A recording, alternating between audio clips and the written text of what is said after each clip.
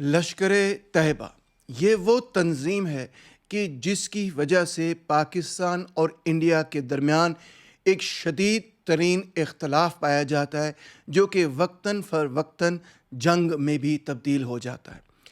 جب انڈیا نے پاکستان کی سرزمین پر 9 مختلف مقامات پر اپنی میزائل سٹرائک کی تو اس میں 2 تنظیمیں ان کے ٹارگٹ پر تھیں، ایک جیش محمد اور دوسری لشکر طیبہ۔ لشکر طیبہ کے مراکز پر انہوں نے مختلف حملے کیے۔ آخرکار یہ لشکر طیبہ، جس کا آپ نے نام سنا ہی ہوگا، ہیں کون، کب قائم ہوئے اور ان کے مقاصد کیا ہیں؟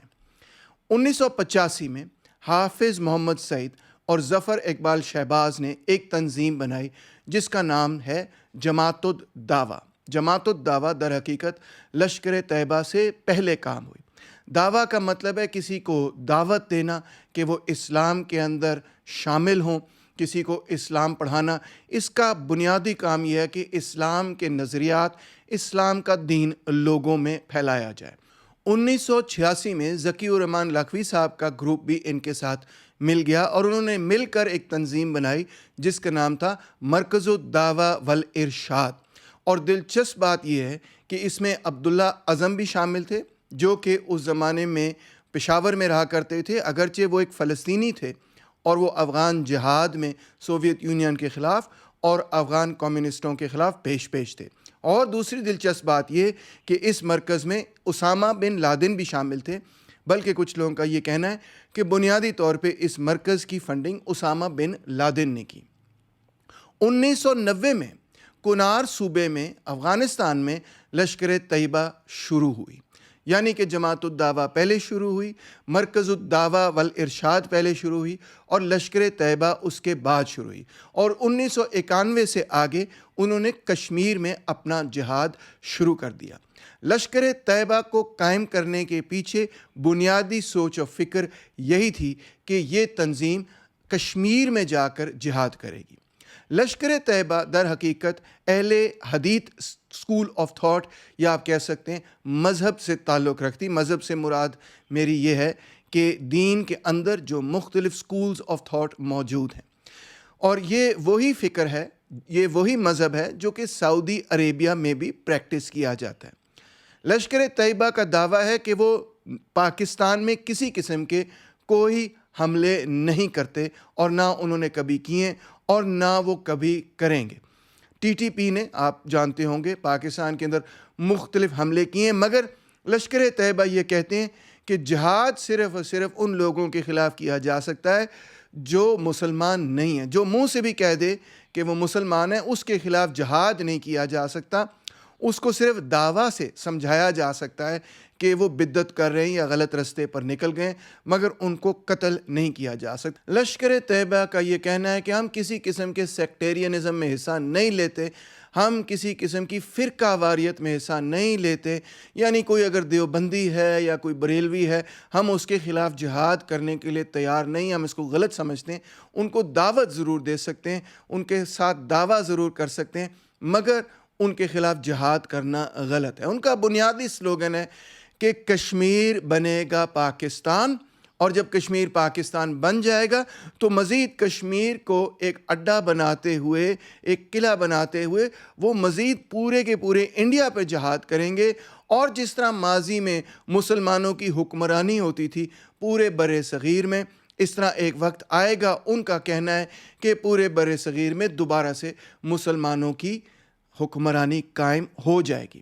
یعنی کہ جو جدید انڈیا ہے، ہندوازم، جوڈیزم، ان سب چیزوں کی وہ خلاف ہیں، بلکہ وہ اپنی تحریروں میں اکثر لکھتے ہیں کہ اسلام کے 3 بنیادی دشمن ہیں، ایک وہ برہمنزم، ایک ٹیلموڈک اور ایک کروسیڈرز، یعنی کہ ہندوز، یہودیز اور عیسائی بنیادی طور پہ پہلے بھی اور آج بھی مسلمانوں کے اور اسلام کے دشمن رہے ہیں۔ تمام کا تمام، نہ صرف انڈیا بلکہ کتنا سارا علاقہ ایسے تھا جو مسلمانوں کے کنٹرول میں تھا، اب ان کے کنٹرول سے باہر نکل گیا ہے۔ اس میں انڈیا کی بھی سازش ہے، اس میں امریکہ کی بھی سازش ہے، اس میں اسرائیل کی بھی اور یہودیوں کی بھی سازش ہے، اور یہ اسلام کے جانی دشمن ہیں اور ان کو ہم شکست دے کر چھوڑیں گے۔ یعنی کہ ان کا پورا ورلڈ ویو، ان کی پوری ایڈیالوجی، ان کا پورا نظریہ بنیادی طور پہ یہ ہے کہ 3 مختلف مذاہب کی لڑائی ہے اسلام کے ساتھ۔ ایک طرف جوڈازم ہے، دوسری طرف کرسچینٹی ہے، اور تیسری طرف ہندوازم ہے، اور ان تینوں کو شکست دینا وہ سمجھتے ہیں ان کا فرض ہے۔ ان کا کہنا یہی ہے کہ پورے عالم پر ایک وقت اسلام چھا جائے گا اور وہ اپنا کردار اس میں ادا کر رہے ہیں۔ جو لوگ مسلمان نہیں ہوں گے وہ جزیہ عطا کریں گے، اور جن لوگوں نے مسلمانوں کے ساتھ ظلم و زیادتی کی ہے ان کو ہم سزا دیں گے، بدلہ لیں گے، اور جن لوگوں نے ہم سے معاہدہ کر کے ان معاہدوں کو توڑا ہے ان کو بھی سزا دی جائے گی۔ جو تمام مسلم ریاستیں ان کا وہ دفاع کریں گے، اس میں فلسطین بھی شامل ہے، اس میں سعودی عربیہ بھی شامل ہے، عراق بھی شامل ہے وغیرہ۔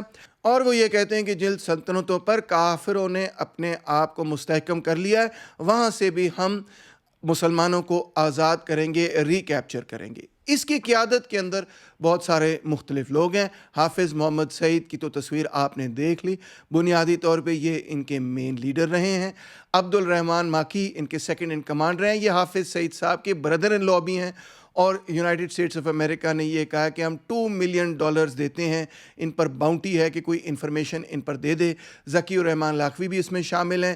ان کے حوالے سے یہ کہا جاتا ہے کہ 2008 کا جو ممبئی اٹیک ہے ان پہ الزام ہے کہ وہ اس کے پیچھے ماسٹر مائنڈ تھے۔ یوسف مزمل اس میں شامل ہے، ان کے حوالے سے بھی یہی کہا جاتا ہے کہ اجمل قصاب کے پیچھے وہ تھے۔ زرار شاہ اس میں شامل ہیں، کہا جاتا ہے کہ وہ ISI کے ساتھ مین لیزون تھے، یعنی بات چیت کرتے تھے، اور ان پر بھی الزام لگایا جاتا ہے کہ یہ ممبئی اٹیکس کے پیچھے تھے۔ محمد اشرف ان کے فائنینشیل آفیسر رہے ہیں، ان کی لیڈرشپ سعودی عربیہ میں بھی رہی ہے۔ ناصر جاوید کشمیر میں رہے ہیں، ابو ناصر ان کے سری نگر کے کمانڈر، ظفر اقبال ان کے کو فاؤنڈر وغیرہ وغیرہ۔ یہ 10 مختلف لوگ ہیں جنہوں نے کلیدی کردار ادا کیا ہے۔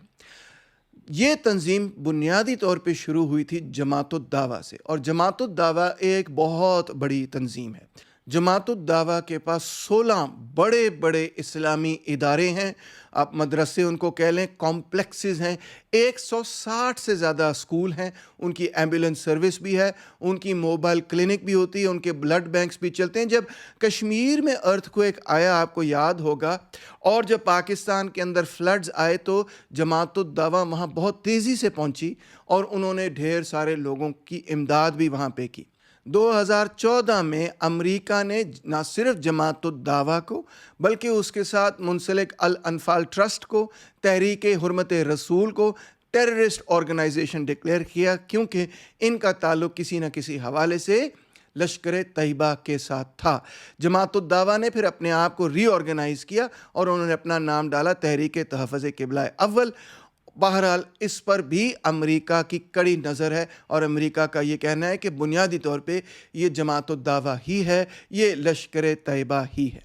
ایک وقت میں جماعت الدعوہ اور لشکر طیبہ کی یہ بھی کوشش تھی کہ ہم ایک سیاسی پارٹی بنا لیں۔ انہوں نے پارٹی بنائی 2017 میں، اس کا نام تھا Milli Muslim League. Election commission of Pakistan نے ان کو ریکگنائز نہیں کیا، مگر پھر بھی 2017 میں انہوں نے اپنے کینڈیڈیٹ کھڑے کیے، لاہور سے کھڑے کیے، مگر ان کو 5000 تقریباً ووٹ ملے، اور پاکستان تحریک انصاف نے وہ الیکشن مکمل طور پہ جیت لیا۔ وہ NA 120 میں تھا۔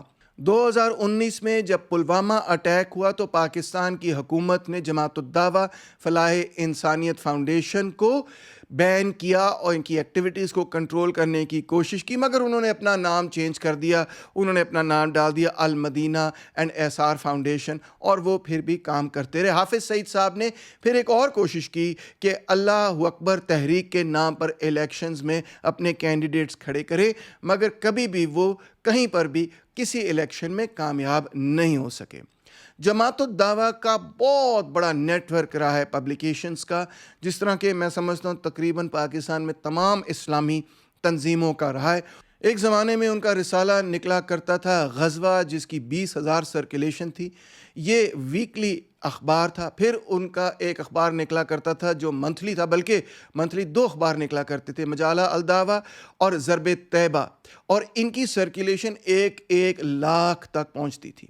پھر انہوں نے بچوں کے لیے بھی ایک میگزین نکالی ہوئی تھی جس کا نام تھا ننھے مجاہد، اور انگریزی میں بھی وہ ایک بچوں کے لیے میگزین نکالتے تھے جس کا نام تھا وائس آف اسلام۔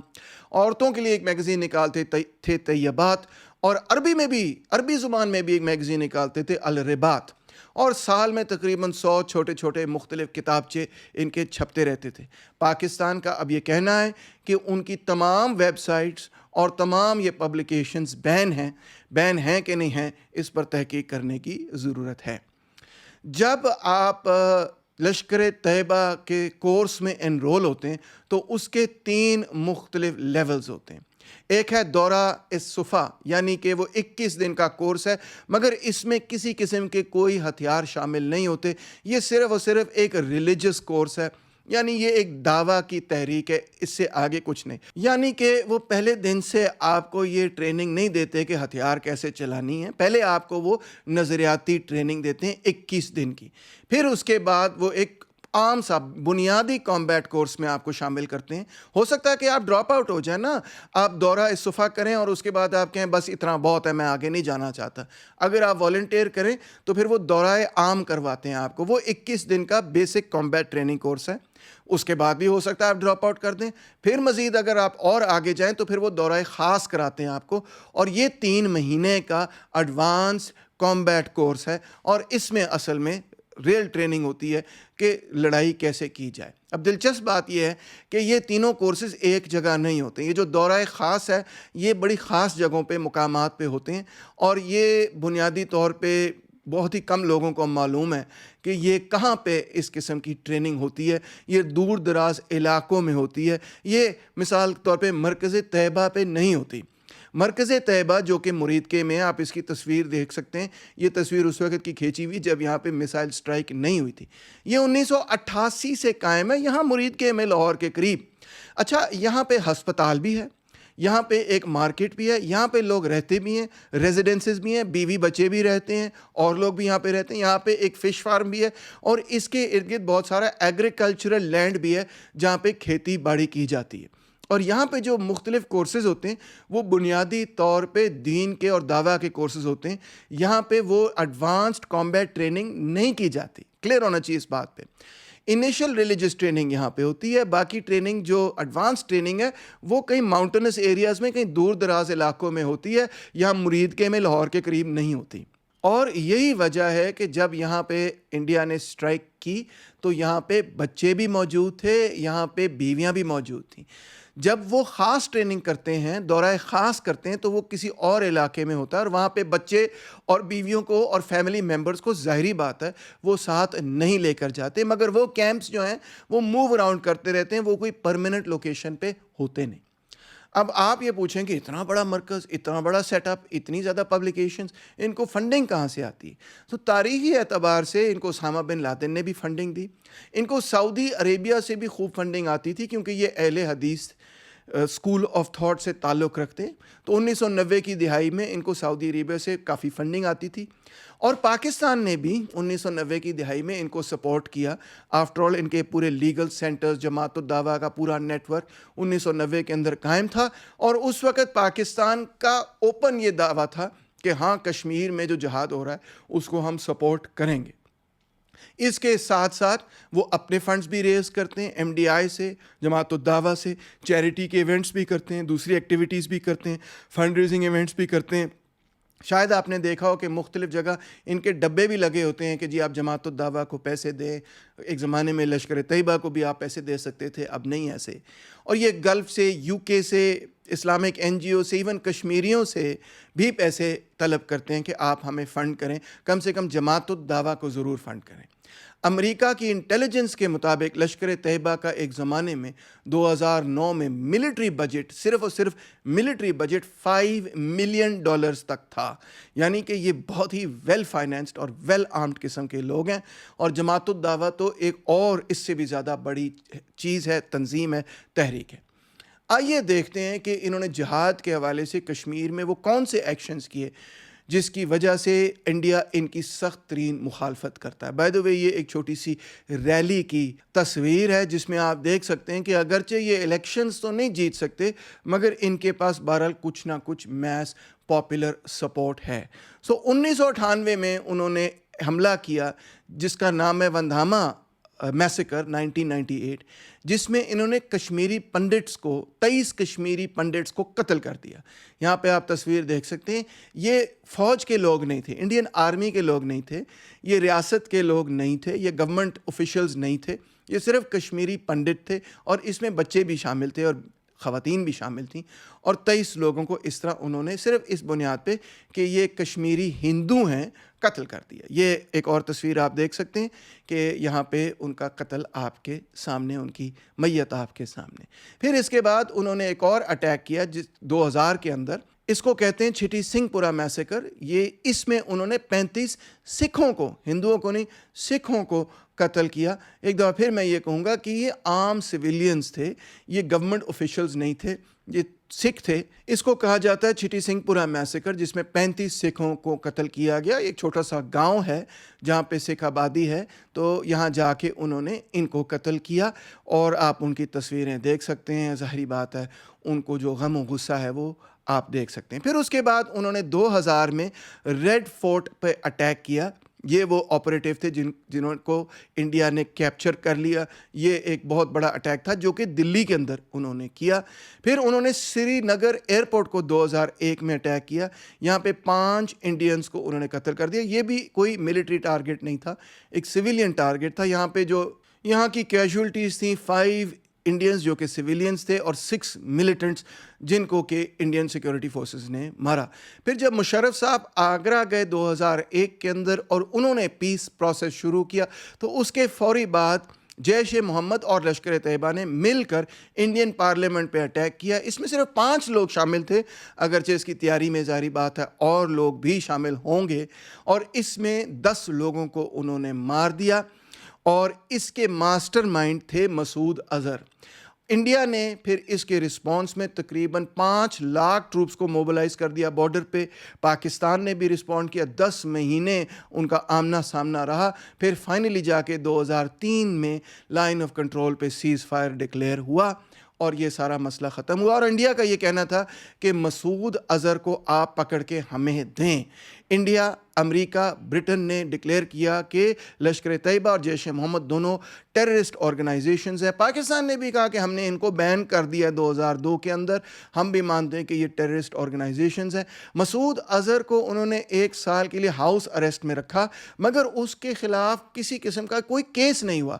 تو لہٰذا لاہور ہائی کورٹ میں جب پٹیشن گئی کہ جی ان کو ہاؤس اریسٹ میں رکھا ہوا ہے مگر ان کے خلاف کوئی کیس نہیں ہے, تو لاہور ہائی کورٹ نے آرڈر کر دیا کہ ان کو رہا کر دیا جائے, اور اس کے بعد مسعود اظہر کو اریسٹ نہیں کیا گیا. اور انڈیا کا یہ کہنا ہے کہ اس کے بعد ان کو رہا کرنے کے بعد مسعود اظہر نے ممبئی اٹیک میں بھی کردار ادا کیا, پٹھان کوٹ اٹیک میں بھی کردار ادا کیا, پلوامہ اٹیک میں بھی کردار ادا کیا. اور انڈیا کا یہی کہنا ہے کہ کیوں نہیں مسعود اظہر کو اریسٹ کیا گیا.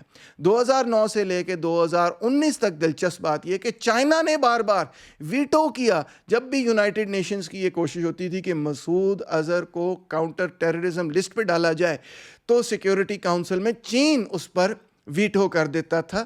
ظاہری بات ہے پاکستان کے کہنے پر, ورنہ چین کو کیا لگی ہوئی ہے, جس کی وجہ سے نہ صرف انڈیا اور پاکستان کے درمیان تعلقات خراب رہے بلکہ انڈیا اور چین کے درمیان بھی تعلقات اسی وجہ سے خراب رہے. جب انڈیا نے بہاولپور پر اٹیک کیا تو اس وقت وہاں پہ مسعود اظہر کے کئی فیملی ممبرز, قریبی فیملی ممبرز موجود تھے.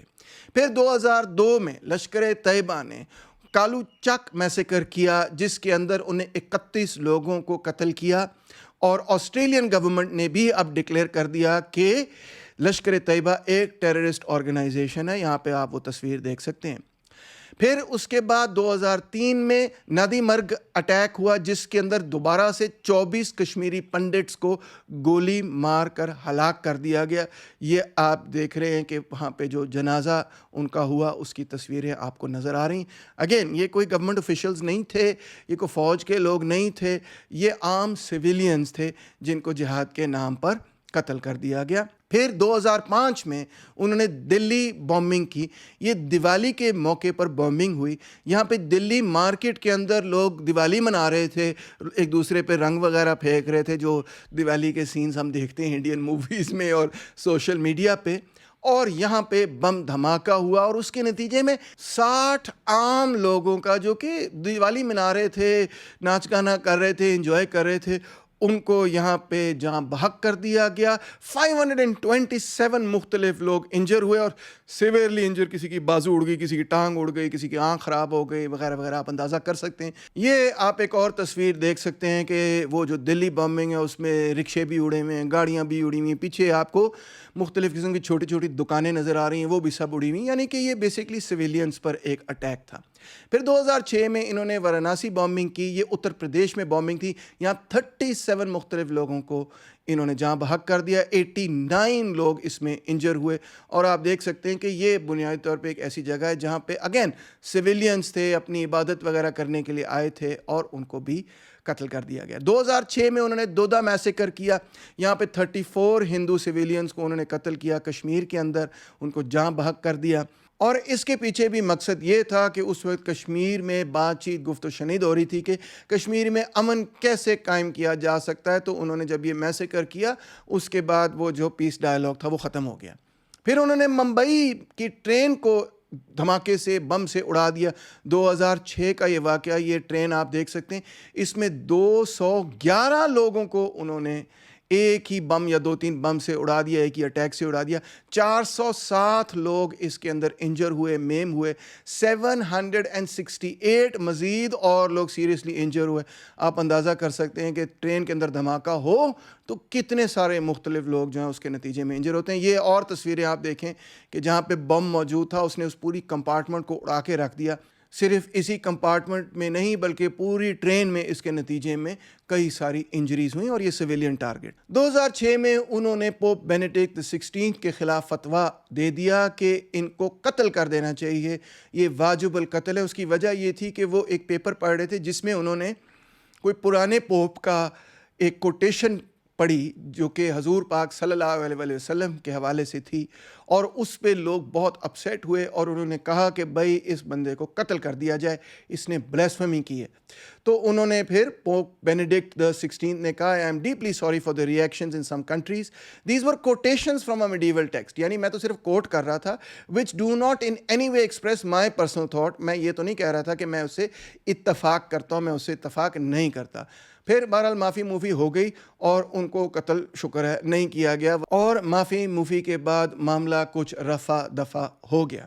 2004 سے لے کے 2008 تک جنرل مشرف اور اٹل بہار واجپئی نے ایک لمبا پروسیس شروع کیا جس کا نام ہے دا کمپوزٹ ڈائیلاگ پروسیس، جس میں بہت ساری مختلف چیزوں پہ ان کا اتفاق ہوا کہ ہم پاکستان اور انڈیا کے درمیان امن کریں گے۔ اس ڈائیلاگ پروسیس کو تباہ کرنے کے لیے، توڑنے کے لیے لشکر طیبہ نے 2008 میں ممبئی پر اٹیک کیا، جو کہ 3-4 دن چلتا رہا، جس میں 166 انسنٹ بیچارے سویلینز کو انہوں نے قتل کیا، اور پاکستان اور انڈیا کے درمیان جو کمپوزٹ ڈائیلاگ پروسیس چل رہا تھا وہ بالکل تباہ و برباد ہو گیا، ختم ہو گیا۔ اس پورے پیریڈ میں انہوں نے ہاسٹیجز بھی لیے، بومبنگز بھی کی، میس شوٹ آؤٹس بھی کیے، ہر طرح انہوں نے مختلف جگہوں میں خوف و ہراس پھیلایا، جس کی وجہ سے پاکستان اور انڈیا کے درمیان تعلقات بالکل تباہ و برباد ہو گئے۔ اس میں ایک اٹیکر پکڑا گیا جن کا نام ہے اجمل عامر قصاب، اور انہوں نے یہ کہا کہ میں لشکر طیبہ کا ممبر ہوں اور مجھے 2 ISI آپریٹیوز نے سپورٹ بھی کیا ہے۔ دلچسپ بات یہ کہ پاکستانی انویسٹیگیٹرز نے خود اس پہ انویسٹیگیشن کی، اور 2009 میں انہوں نے ایک رپورٹ لکھی جس میں انہوں نے یہ کہا کہ جی بالکل اس اٹیک کے پیچھے لشکر طیبہ ہی تھی، مگر پاکستان کی حکومت یا پاکستان کی ISI اس اٹیک کے پیچھے یہ ہرگز نہیں تھی۔ مگر بہرحال اس کے نتیجے میں جو ساری امیج بلڈنگ ہوئی تھی، جو سارا پیس پروسیس مشرف صاحب نے شروع کیا، وہ سب کا سب مکمل طور پہ درہم برہم ہو گیا۔ اور انفیکٹ میں یہ کہوں گا کہ جو آج آپ انڈین میڈیا پہ نیگیٹو نقطہ نظر دیکھتے ہیں، پاکستان کے خلاف ایک وٹریولک قسم کی نفرت دیکھتے ہیں، غصہ دیکھتے ہیں، اس کے پیچھے در حقیقت اس اٹیک کا کلیدی کردار تھا۔ اور میں تو اتنا بھی کہوں گا کہ اس اٹیک کے بعد پھر جو ہندوتوا رائٹ ہے وہ آہستہ آہستہ مزید اور پاپولر ہوتی چلی گئی، خاص طور پہ جب یہ پرسیپشن بنی کہ کانگریس پارٹی اس قسم کے ٹیررزم کو کنٹرول نہیں کر سکتی، تو پھر ہندوتوا کے لیے سپورٹ انڈیا کے اندر بڑھتا چلا گیا۔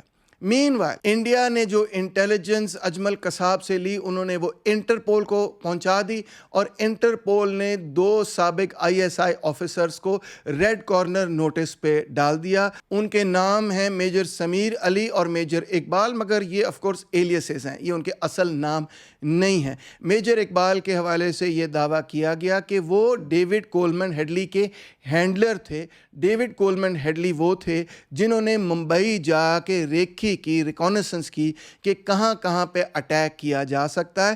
ان پہ الزام، یعنی میجر اقبال جو کہ ایک ایلیس ہے، یہی الزام ہے کہ انہوں نے ہیڈلی کو فنڈز بھی دیے، گائیڈنس بھی دی، اور ریکونیسنس سے جو انفارمیشن اکٹھی کی وہ پھر لشکر طیبہ کو دی، جس کے نتیجے میں ممبئی اٹیک ہوا۔ پاکستان کی فوج نے پھر لشکر طیبہ کے خلاف پورا آپریشن کیا۔ انہوں نے ان کا مرکز جو مظفر آباد میں، اس پہ ریڈ کیا، اور ان کے 20 لیڈنگ ممبرز کو، جس میں ذکی الرحمن لاکھوی بھی شامل ہیں، ان کو باقاعدہ اریسٹ بھی کیا۔ یونائٹڈ نیشن سیکیورٹی کونسل میں یہ ساری ڈیبیٹ 2008 میں گئی، اور یونائٹڈ نیشن سیکیورٹی کونسل نے فوراً لشکر طیبہ اور جماعت الدعوہ کو بیسکلی ٹیررسٹ لسٹ پر ڈال دیا، اور یہ کہا کہ ان کا القاعدہ سے تعلق رہا ہے اور ہے۔ تعلق ان کا یہ تھا کہ القاعدہ کے جو آپریٹیوز ادھر ادھر بھاگے ہوئے تھے، ان کو لشکر طیبہ اور جماعت الدعوہ نے پناہ دی۔ پھر پاکستانی ایمبیسڈر عبداللہ حسین صاحب نے یہ کہا کہ جی ہم انڈر ٹیکنگ دیتے ہیں، پاکستانی گورنمنٹ انڈر ٹیکنگ دیتی ہے کہ ہم ان تنظیموں کو دبائیں گے اور ٹیررزم کو ختم کریں گے۔ وہ انڈر ٹیکنگ یہ تھی، یعنی کہ انہوں نے لکھ کے کہا یونائٹڈ نیشن سیکیورٹی کونسل کو، quote, after the designation of Jamaat ad-Dawa under Resolution 1267, the government on receiving communication from the Security Council shall proscribe the Jamaat ad-Dawa, یعنی ہم جماعت الدعوہ کو بین کر دیں گے، and take other consequential actions as required including the freezing of assets، ہم ان کے assets بھی بند کر دیں گے، اور یونائٹڈ نیشنز جو بھی کہے گا ہم کرنے کے لیے تیار ہیں۔ تو لہٰذا پاکستان کی حکومت نے جماعت الدعوہ کو بین کر دیا، مگر پاکستان کی حکومت اس چیز کے لیے تیار نہیں تھی کہ حافظ سعید صاحب کو انڈیا ایکسٹراڈائٹ کر دیا جائے، یا یہ بھی کہ فورن انویسٹیگیٹرز آئیں اور حافظ سعید صاحب سے پوچھ گچھ کریں۔ امریکہ نے مین وائل حافظ سعید صاحب پہ $10 ملین کی باؤنٹی بھی لگا دی کہ بیسکلی یہ القاعدہ کا سپورٹر ہے اور اس کو پکڑا جائے۔ اب یونائٹڈ نیشن سیکیورٹی کونسل نے پھر یہ سوچا کہ اس سارے معاملے کو کنٹرول کرنے کے لیے FATF کو استعمال کیا جائے اور ٹیرر فائنینسنگ کو روکا جائے، اور یہی وجہ ہے کہ بار بار وہ یہ کہتے ہیں کہ حافظ سعید ٹیرر فائنینسنگ میں شامل ہیں اور آپ ان کو کنٹرول کریں۔ 2019 میں FATF کی ریکوائرمنٹ پوری کرنے کے لیے پاکستان نے، جب ڈیڈ لائن آ رہی تھی اسے چند ہفتے پہلے، حافظ سعید صاحب پر جو کیس چل رہا تھا اس میں ان کو 11 سال کی سزا سنا دی۔ جب انہوں نے 11 سال کی سزا سنائی تو FATF نے کہا ٹھیک ہے، اب آپ نے ریکوائرمنٹ پوری کی ہے۔ پھر اسی طرح دوبارہ وہی معاملہ، FATF کی ریکوائرمنٹ پوری کرنے کے لیے پاکستان نے ان کو 31 سال مزید جیل کی سزا سنائی کہ یہ ٹیرر فائنینسنگ کے اندر شامل ہیں۔ یہ آپ دیکھ سکتے ہیں، تصویر ہے جب حافظ سعید صاحب کورٹ میں جا رہے ہیں اور وہاں پہ کچھ مختلف لوگ ان پر پھول کی پتیاں پھینک رہے ہیں۔ پھر آپ نے دیکھا کہ حال ہی میں پہلگام پہ اٹیک ہوا جس میں 26 مختلف ہندو ٹورسٹ کو، مردوں کو قتل کر دیا گیا، اس میں ایک نیپالی بھی شامل تھے، انڈینز کو قتل کر دیا گیا، اور ان کو قتل کرنے سے پہلے یہ اسرٹن کیا گیا، پوچھا گیا کہ وہ ہندو ہیں یا مسلمان ہیں۔ مسلمانوں کو نہیں مارا، ہندوؤں کو انہوں نے قتل کر دیا۔ یہ جو تصویر آپ نیچے دیکھ رہے ہیں یہ پورے بھارت کے اندر وائلڈ فائر کی طرح، آگ کی طرح پھیلی، کیونکہ یہ جو کپل آپ دیکھ رہے ہیں یہاں پہ، ان کی نئی شادی ہوئی تھی اور یہ پہلگام اپنے ہنی مون کے لیے گئے تھے، اور جب ان کے خاوند کو یہاں پہ قتل کیا گیا تو ان کی بیوی نے یہ کہا کہ اب آپ نے میرے خاوند کو قتل کر دیا ہے، آپ مجھے بھی گولی مار دیں، کیونکہ آپ نے مجھ سے میری زندگی کی خوشیاں چھین لی ہیں، اب میرے پاس کچھ نہیں رہ گیا زندہ رہنے کے لیے، مجھے بھی ساتھ ہی گولی مار دیں۔ یہ دردناک واقعہ جب ہوا تو انڈیا نے یہ کہا کہ یہ بنیادی طور پہ لشکر طیبہ کے لوگوں نے کیا ہے. انڈیا نے یہ کہا کہ یہ سو کالڈ ریزسٹنس فرنٹ بنیادی طور پہ لشکر طیبہ کا ہی ایک آف شوٹ ہے. ان کی ٹریننگ لشکر طیبہ نے کر کے دی ہے. پہلے دی ریزسٹنس فرنٹ نے اپنی ویب سائٹ پہ یہ لکھا کہ جی ہاں ہم نے یہ کیا ہے. تھوڑی دیر بعد ریزسٹنس فرنٹ نے یہ کہا کہ ہم نے یہ نہیں کیا ہے. مگر اہم بات یہ ہے کہ انڈیا نے یہ کہا کہ ٹی آر ایف کے پیچھے لشکر طیبہ ہے اور لشکر طیبہ کو پاکستان کی فوج سپورٹ کر رہی. پاکستان کی فوج نے ڈائریکٹلی دی ریزسٹنس فرنٹ کو سپورٹ کیا ہے, ٹریننگ کی ہے, اور یہ دہشت گردی ان کی وجہ سے ہوئی ہے. اس کے ساتھ ساتھ انڈیا نے بار بار یہ کہا اور الیج کیا اور الزام لگایا کہ پاکستان نے کوئی ایسے میجرز نہیں کیے جس کے نتیجے میں مسعود اظہر یا حافظ سعید کا جو نیٹ ورک ہے وہ خود اور ان کا نیٹ ورک جو ہے وہ کنٹرول میں آئے.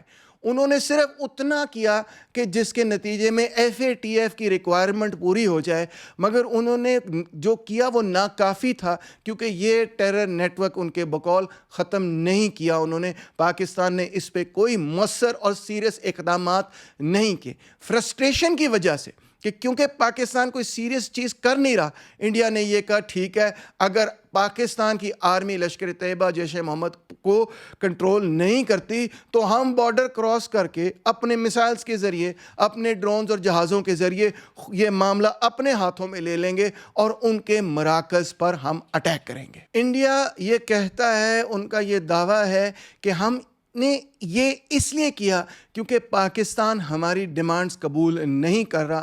ہماری ڈیمانڈ یہ ہے کہ حافظ سعید کو آپ پکڑ کے انڈیا کے حوالے کریں یا انٹرنیشنل انویسٹیگیٹرز کے حوالے کریں. مسعود اظہر کو آپ پکڑیں. آپ ان لوگوں کو پکڑتے کیوں نہیں, ان کے مراکز بند کیوں نہیں کرتے؟ میں آپ کو سمجھانا چاہتا ہوں کہ اس کے پیچھے کیا پاسبل وجوہات ہو سکتی ہیں.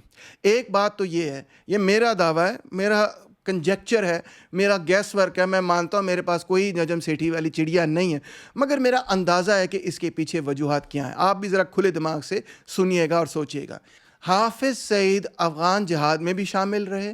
حافظ سعید اور مسعود اظہر نہ صرف افغان جہاد میں مگر اس کے بعد کشمیر جہاد میں بھی حصہ لیتے رہے اس پیریڈ میں جب کہ یہ حکومت کی پالیسی تھی اور کھلی پالیسی تھی, کوئی چھپی چھپائی پالیسی بھی نہیں تھی. اور اس وجہ سے یہ دونوں ایسے افراد ہیں جن کے پاس بہت ساری ایسی انفارمیشن ہے جو پاکستان نہیں چاہتا کہ انڈیا کے یا انٹرنیشنل کمیونٹی کے پاس آئے. میرا یہ اندازہ ہے کہ ان کے بھی کچھ راز ہیں. ان کو ہم ہاؤس اریسٹ میں رکھیں گے, ان کو ہم اریسٹ کر دیں گے, ان پہ ہم کیس کر دیں گے, ان کو ہم جیل میں ڈال دیں گے, مگر ان کو ہم ہینڈ اوور نہیں کر سکتے. اس کی وجہ یہ ہے دے نو ٹو مچ. دوسری بات یہ ہے کہ اگر یہ ہینڈ اوور کرتے ہیں انڈیا کو تو پاکستان میں ان کا خدشہ ہے ایک بیک کلیش ہوگا اور لوگ یہ کہیں گے کہ آپ نے تو کشمیر کا جہاد سیل آؤٹ کر دیا, کشمیر کا کاز سیل آؤٹ کر دیا, کشمیر میں اتنا ظلم و جبر انڈیا کر رہا ہے اور جو لوگ اس کے خلاف لڑ رہے تھے آپ نے انہیں کو پکڑوا دیا. تو پاکستان میں بھی بیک لیش ہو سکتا ہے کیونکہ دیکھیں 1948 سے لے کے اب تک پاکستان میں یہ بات چیت عام رہی ہے کہ انڈیا کشمیر کے اندر بہت ظلم کر رہا ہے اور جو کشمیریوں کی سٹرگل ہے وہ لیجیٹیمیٹ ہے. اگر یہ سٹرگل لیجیٹیمیٹ ہے تو پھر وہ لوگ جو اس سٹرگل میں حصہ لے رہے ہیں ان کو ہم انڈیا کے حوالے کر دیں. بہت سارے لوگ یہ سوال کریں گے کہ جناب عالی یہ آپ نے کیوں کیا. میرا خیال ہے پاکستان کی گورنمنٹ اس جھنجھڑ میں پھنسنا ہی نہیں چاہتی, اور اس جھنجھڑ میں اس لیے نہیں پھنسنا چاہتی کیونکہ 2007 سے لے کے 2025 تک پاکستان کے اندر ٹی ٹی پی کے خلاف ایک بہت بڑی لڑائی جاری رہی ہے. میں کئی دفعہ آپ کو اس کے اعداد و شمار دیکھ چکا ہوں. اس میں 2.2 ملین لوگ بے گھر ہوئے, انٹرنلی ڈسپلیس ہوئے, $126 بلین کا ڈیمیج ہوا. اس کے اندر 23,000 سویلینز مارے گئے, اس کے اندر تقریباً 9,000 فوجی شہید ہوئے, اس کے اندر 30,000 اللیج ٹیررسٹ مارے گئے. تو اگر پاکستان اس معاملے کو لشکر طیبہ اور جیش محمد کو کوئی ایسے مس ہینڈل کرتا ہے تو پاکستان کی گورنمنٹ اور سیکیورٹی فورسز کو یہ خدشہ ضرور ہوگا کہ کہیں لشکر طیبہ اور جیش محمد بھی ٹی ٹی پی کے ساتھ مل کر پاک فوج کے خلاف جنگ کا اعلان نہ کر دیں. یعنی کہ کسی ایسے طریقے سے اس ساری چیز کو مینیج کرنا ہے کہ سانپ بھی مر جائے اور لاٹھی بھی نہ ٹوٹے. اگر کسی ایسے طریقے سے مینیج کیا جس سے کہ یہ نیٹ ورک جو ہے ٹی ٹی پی کا ساتھ جڑ گیا تو پاکستان کے پاس ایک اور بہت بڑا کرائسس پیدا ہو جائے گا, کیونکہ یہ نیٹ ورک مرید کے اندر بھی ہے, بہاولپور کے اندر بھی ہے, پنجاب کے اندر بھی ہے, لاہور کے بالکل ساتھ ہے, اینڈ سو آن. اور آخری وجہ یہ ہو سکتی ہے, اگین یہ صرف میرا کنجیکچر ہے, کہ ہو سکتا ہے کہ پاکستان کی ایڈمنسٹریشن میں کچھ لوگ ایسے ہوں جو سوچتے ہوں کہ ہاں ٹھیک ہے, ہم اس کا کوئی اور استعمال کر لیں گے, یا شاید ہمیں مستقبل میں اس کی ضرورت پڑے. تو ابھی ہم نے پورے کا پورا نیٹ ورک جو ہے اس کو ختم نہیں کرنا, اس کو امینڈ کر لینا ہے, وہ ہماری پالیسی کے ماتحت آ جائے. یعنی کہ شاید ان کے ذہن میں یہ بات ہے کہ سارے کے سارے نیٹ ورک کو پرامن کاموں میں لگا دیں, جہاد سے دور کر دیں, یہ اپنا دعویٰ کا کام بے شک جاری رکھیں, یہ اپنا فلاحی کام بے شک جاری رکھیں, ہسپتالوں کا کام اور ارتھ کویک ریلیف وغیرہ کا کام وہ جاری رکھیں, اور یہ بھی کہ شاید مستقبل میں ہم ان سے کوئی اور کام کروا سکیں, مگر فی الحال یہ کشمیر کے جہاد سے دور رہیں, ڈی ایسکلیٹ کریں, ڈی ریڈیکلائز ہو جائیں, اس کو کسی طریقے سے مینیج کرنا ہے. یہ تیسری وجہ ہو سکتی ہے. بہرحال آخر میں یہی کہوں گا کہ کیونکہ لشکر طیبہ اور جیش محمد نے مختلف ٹیرر اٹیکس کیے ہیں انڈیا کے اندر, تو اسی وجہ سے پاکستان انڈیا کا جو پیس پروسیس ہے, بلکہ پاکستان انڈیا کے جو تعلقات ہیں, لشکر طیبہ اور جیش محمد دو مختلف ریاستوں کے درمیان تعلقات کو ڈکٹیٹ کروا سکتی ہے. ایک چھوٹی سی تنظیمیں ہیں, یہ جو ریاستیں ہیں یہ تو بہت بڑی بڑی ریاستیں ہیں, بہت بڑی بڑی فوجیں ہیں ان کے پاس, مگر جیش محمد اور لشکر طیبہ ٹیررسٹ ایکٹیویٹی کے ذریعے ان دونوں ریاستوں کو مجبور کر سکتی ہے کہ وہ ایک دوسرے سے لڑنا شروع ہو جائیں, ایک دوسرے سے لڑائی کریں. اور آپ کو اندازہ ہوگا ہی کہ لشکر طیبہ اور جیش محمد کے ملیٹنٹس یہی سوچ رکھتے ہیں کہ ہم نے کشمیر میں آج نہیں تو کل جہاد کرنا ہی کرنا ہے, جو مرضی ہو جائے, ہم نے نہ صرف کشمیر میں جہاد کرنا ہے, جہاں پہ بھی دنیا میں ہمیں جہاد کرنا پڑے ہم کرنے کے لیے تیار ہیں. تو بہرحال دوستوں, یہ وہ حقائق ہیں جو سچے طریقے سے میں نے آپ کے سامنے رکھ دی ہیں, چاہے اس میں پاکستان اچھا لگے یا برا لگے, چاہے انڈیا اچھا لگے یا برا لگے, ایک آبجیکٹیو انالیسس آپ کے سامنے رکھا ہے. اور جہاں پہ میں نے کوئی کنجیکچر کیا ہے, اپنا گیس ورک کیا, اپنا اوپینین دیا ہے, تو وہاں پہ بھی آپ کو صاف بتا دیا کہ یہ میرا اوپینین ہے, ہو سکتا ہے ٹھیک ہو سکتا ہے کہ غلط ہو. بہرحال میں چاہتا یہ ہوں کہ آپ خود اپنا فیصلہ کریں کہ کیا آج ہمیں انڈیا کے ساتھ مذاکرات کرنے چاہیے, امن کرنا چاہیے اور اس جہادی پروجیکٹ کو ختم کر دینا چاہیے, یا پھر لشکر طیبہ اور جیش محمد جس قسم کا جہاد کر رہے ہیں اس قسم کے جہاد میں ہم بھی شامل ہو جائیں. یہ فیصلہ آپ نے خود کرنا ہے, کوئی آپ کو یہ فیصلہ ڈکٹیٹ نہیں کروا سکتا. آپ نے خود دیکھ لیا کہ لشکر طیبہ اور جیش محمد کی کیا تاریخ رہی ہے, آپ بہتر فیصلہ کر سکتے ہیں کہ پاکستانیوں کو کیا سوچنا چاہیے اور کیا کرنا چاہیے. اور انڈین سے بھی میں اپیل یہی کروں گا کہ جو معاملے کی کمپلیکسٹی ہے, جو اس میں نوانس ہے, اس کو بھی پلیز سمجھنے کی کوشش کریں. پاکستان کے اندرونی حالات اور اندرونی سیاست کو سمجھنے کی کوشش کریں, کیونکہ بہت سارے لوگ انڈیا کے اندر بھی ایک سٹیریوٹائپ رکھتے ہیں پاکستان کے بارے میں اور پاکستانی سیاست کے بارے میں. اور میں سمجھتا ہوں پاکستان کے اندر جو کانٹرڈکشنز اور کمپلیکسٹی ہے اس کو سمجھنا نہ تو سمجھتے ہیں اور شاید سمجھنا چاہتے بھی نہیں, مگر اگر وہ سمجھیں گے تو اس میں ان کا بھی بھلا ہوگا, ہمارا بھی بھلا ہوگا, خطے کا بھی بھلا ہوگا. Thank you so much.